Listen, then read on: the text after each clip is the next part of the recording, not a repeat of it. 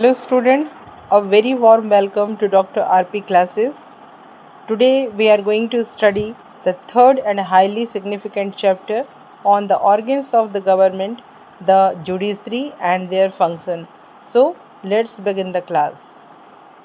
Judiciary and their function. ये आज हम समझने वाले हैं बच्चों, तो समझ लेते हैं इसको. The judiciary is the branch of government responsible for interpreting laws, settling disputes, and administrating justice. It serves as an impartial refer between citizen, business, and the state, ensuring that the rule of law is upheld without bias or external influence.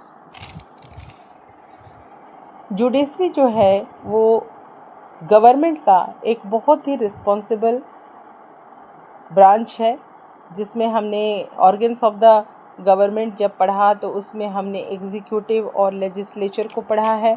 तो ये जो third judiciary है ये it is the very very important organs of the government. तो ये responsible है बच्चों interpreting laws, मतलब ये लॉज को इंटरप्रेट करता है, लॉज को समझाता है. सेटलिंग डिस्प्यूट्स को विवादों का समाधान करता है. एंड एडमिनिस्ट्रेटिंग जस्टिस, और जस्टिस करता है. It serves as an impartial referee between citizen, businesses and the state, ensuring that the rule of law is upheld without bias और external influence. इसका मतलब ये है कि ये सर्व करता है इम्पार्शल रेफरी बन के किसके बीच, सिटीजन्स के बीच, बिजनेस के बीच, और जो स्टेट होते हैं उन पे.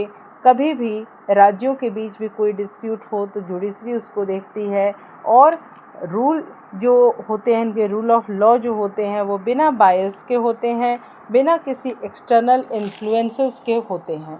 ठीक है, मतलब उसे कोई इन्फ्लुएंस नहीं पहुंचा सकता, किसी का इन्फ्लुएंस नहीं होता, कोई बायस नहीं होता उस पर, और वो अपना काम निरंतर करते हैं बिना बायस के, विदाउट एनी बायस और एक्सटर्नल इन्फ्लुएंसेस. अब चलिए देख लेते हैं फंक्शन क्या है इसके. तो इंटरप्रेटिंग द अप्लाइंग लॉज, जो इंटरप्रेट करती है लॉज को और उसका अनुप्रयोग करते हैं उन कानूनों का. डिस्प्यूट रिजोल्यूशन, विवादों का समाधान करना. गार्जियन ऑफ द कॉन्स्टिट्यूशन, मतलब संविधान का संरक्षक है. जुडिशियल रिव्यू, यानी कि न्यायिक समीक्षा करना. अगर कोई लॉज बन गए हैं और वो लॉज बियॉन्ड कॉन्स्टिट्यूशन जाकर के बने हैं तो उसका जुडिशियल रिव्यू भी होता है. और भी प्रोटेक्शन ऑफ फंडामेंटल राइट्स, जो हमें फंडामेंटल राइट्स मिले हुए हैं उनको प्रोटेक्ट कौन करता है बच्चों, तो उनको प्रोटेक्ट करता है हमारा सुप्रीम कोर्ट. ठीक है. नेक्स्ट है एडवाइजरी फंक्शन. तो इसको मैंने थोड़ा डिटेल में समझाया है कि ये एडवाइजरी फंक्शन कैसे करता है. तो in many system such as supreme court of India, the judiciary holds the power to provide advisory opinion और सिग्निफिकेंट लीगल और constitutional matters referred to it by the executive और प्रेसिडेंट.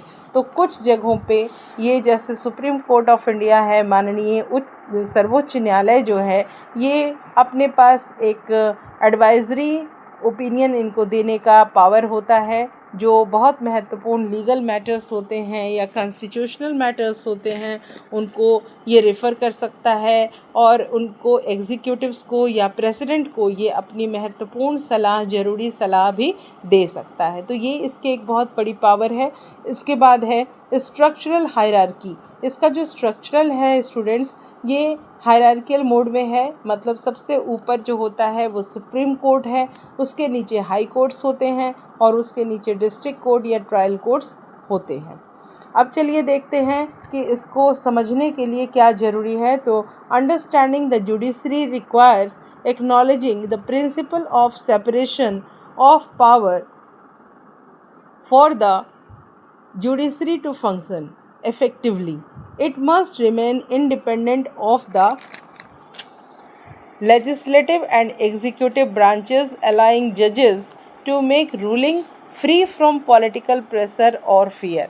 इसका मतलब ये है कि अगर हमें जुडिशरी को समझना है तो उसके लिए हमें सेपरेशन ऑफ पावर के जो प्रिंसिपल हैं उनको समझना पड़ेगा.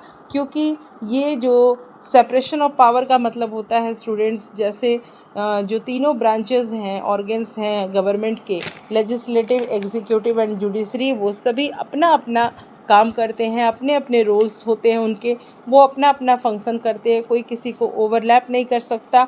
तो ये सेपरेशन ऑफ पावर है, और ये इसलिए भी ज़रूरी है ताकि जो लेजिस्लेटिव और एग्जीक्यूटिव ब्रांच है वो बिना इफ़ेक्ट डाले independent supreme court, high court और जो भी कोर्ट्स होते हैं वो सारे कोर्ट्स अपना अपना काम खुद कर सकें, कोई उस पर इन्फ्लुएंस ना डाले।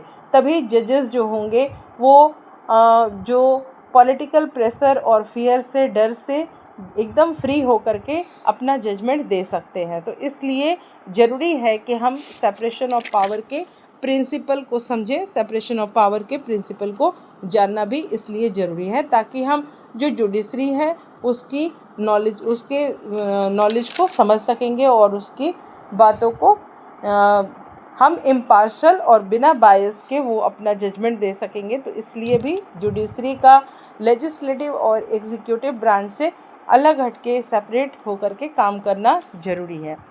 तो इस तरह से आज हमने देखा जुडिशरी और उसके फंक्शंस को। तो आपको ये वीडियो कैसा लगा? अगर आप इस पे अपनी कुछ इम्पॉर्टेंट एडवाइस देना चाहते हैं, कमेंट्स देना चाहते हैं, तो उसके लिए भी आप दे सकते हैं। तो इसको और भी ज़्यादा एजुकेशनल वीडियोस देखने के लिए आप इसको लाइक करें, शेयर करें, सब्सक्राइब करें। Thank you so much.